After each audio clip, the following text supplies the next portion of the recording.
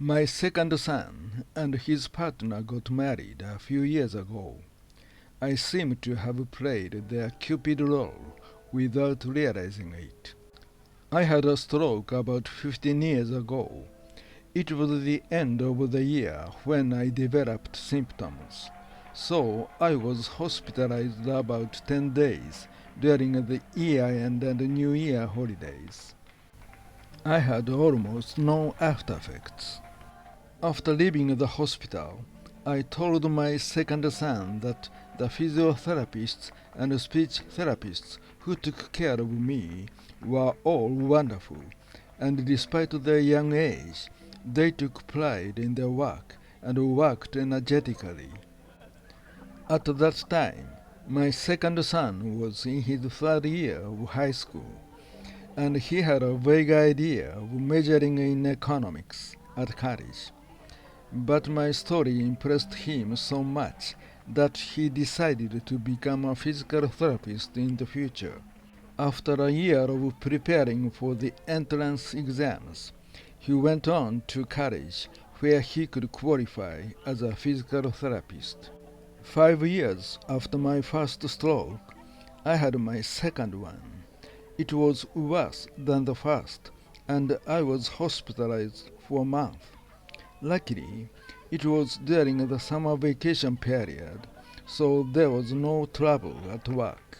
My son was in his senior year of college at that time, and was learning his specialty in physical therapy, so he came to my hospital many times to help me with my rehabilitation, and I was able to return to work again without any after effects. Eventually, my son graduated from college and started working as a physical therapist at a hospital, and the speech therapist woman he met at work is now his wife. In other words, if I hadn't had a stroke and hadn't told my son how wonderful the physical therapist was to take care of me, he wouldn't have become a physical therapist, and he would never have met his wife. How mysterious the fate of man is. I told this story in the thank you speech to attendees at the end of their wedding ceremony on behalf of the family, and added, "Your participation in this wedding ceremony today is probably based on various relationships, such as friends and colleagues, so on, of the bride and groom. They are all explicit relationships. At the same time, however, there may be implicit and invisible relationships entwined behind it. In Japanese, we call it goen, and each individual may be under the influence of invisible goen to be here. And by attending this wedding today, someone may be someone's Cupid without knowing it. The future will not necessarily be all blissful days for this couple married today. And there will be hard days and arguing days.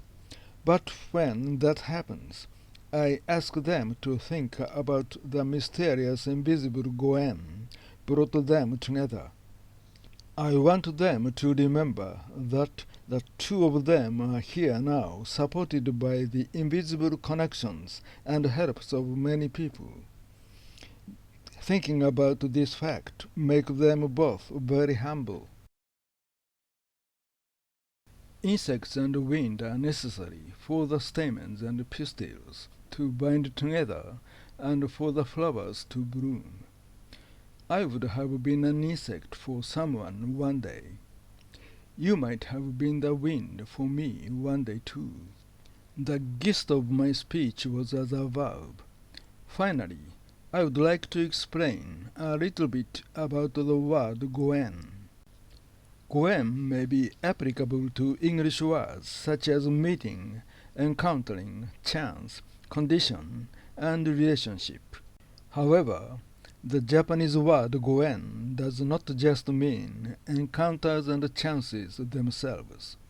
The Japanese people use the word goen alluding to the mysterious destiny that brought them encounters and opportunities, and are grateful for the power behind them.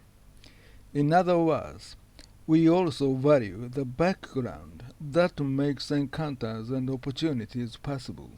Here, we can see an aspect of the Japanese spiritual culture of not only focusing on the surface and results, but also looking at what is invisible in the background.